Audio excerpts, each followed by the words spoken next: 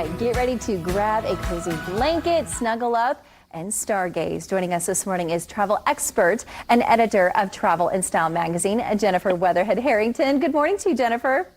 Hi, Amber. Thanks for having me. Hello. Yes, thanks for being here. Okay, so this is interesting, right? The year of 2020, a lot of difficult things have happened, but because of, I guess you could say, fewer people being out on the roads, less pollution, it's a good time to look up to the sky. It really is. It's totally kind of brought out this whole idea of being outdoors, for one thing, with 2020 and the restrictions on travel, and kind of exploring your own backyard has been a huge trend. But definitely in terms of seeing the stars, there has been less pollution in terms of what's happening in the sky. Right. So that gives us the prime opportunity to see a lot of things that we may not have saw before. And October happens to be a really, really great month for getting to see some of these things.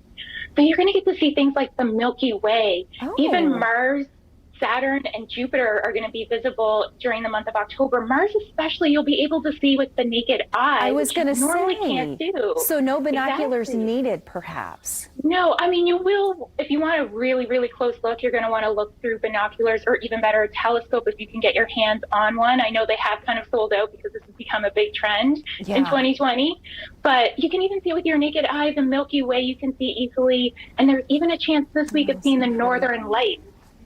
Yeah, that's fantastic. Okay, what do people need to know? Because I know a lot of times location has to do with a lot of it, right? Where you are, what's above you, and, you know, kind of will dictate what you're trying to see.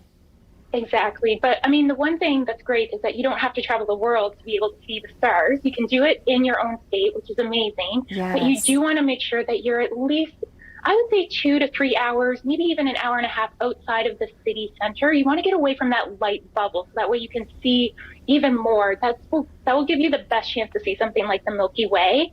So make sure that you drive out of a city center, and you can see so much more that way.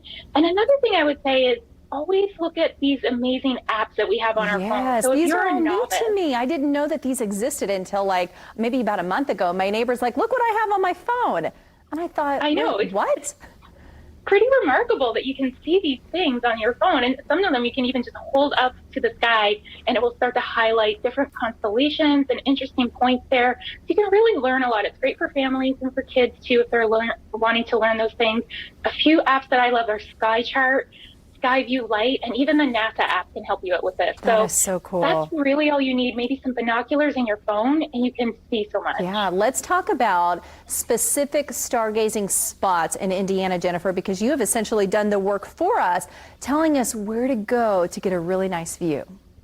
Yeah, so one easy one that I thought would be great is actually Eagle Creek Park. So it's just on the outskirts of Indianapolis, so you're not getting too far away. So it is not like prime dark sky, but you will get to see a little bit. Keep in mind the hours that the park is open for any park location, because sometimes they may close at dusk, but a lot of them do have outdoor planetarium or observatory things that are happening, and it's kind of perfect now for a socially distanced thing to do as well, because it's outside.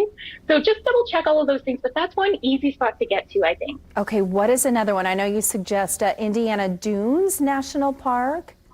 Yeah, so this is actually the perfect spot because the lake provides so much dark sky for you.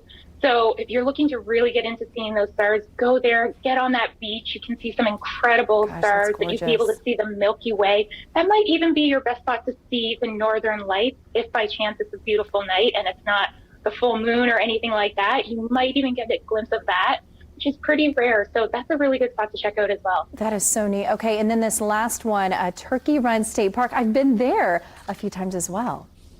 Yeah, so again, another one that's really great is about an hour and a half away from city lights, so that's giving you lots of darkness. You can stay there. They do have planetarium programs. Again, double check to make sure those things are running, but if you can't join one of those things, just being able to be outside under some blankets, camping and looking up the stars, and even if you don't have the apps and you're just guessing and trying to make things up, like, you know how you picture what clouds should be or what their shapes are. It's just a really fun way to kind of enjoy Mother Nature a little bit before it gets really cold. Too. Isn't it? There's something about it for me, because I love camping. I love being outdoors, but seeing that view, there's something so serene and so calming that I think we talked about escape. People need laughs right now, but I also think people need calmness, right? And just a picturesque view that allows us to clear our head a little bit. Yeah, definitely after this year, and especially right now, I think we all want a little bit of peace and a little bit of calm, I and think so kind of too. admire Mother Nature a little bit. Admire Mother Nature, yes. Take her in for all of her beauty. Jennifer, thank you so much. Appreciate this. We'll put all the information on our website, indiestyle.tv. Have a great morning, Jennifer. Thank you. Thanks. You too.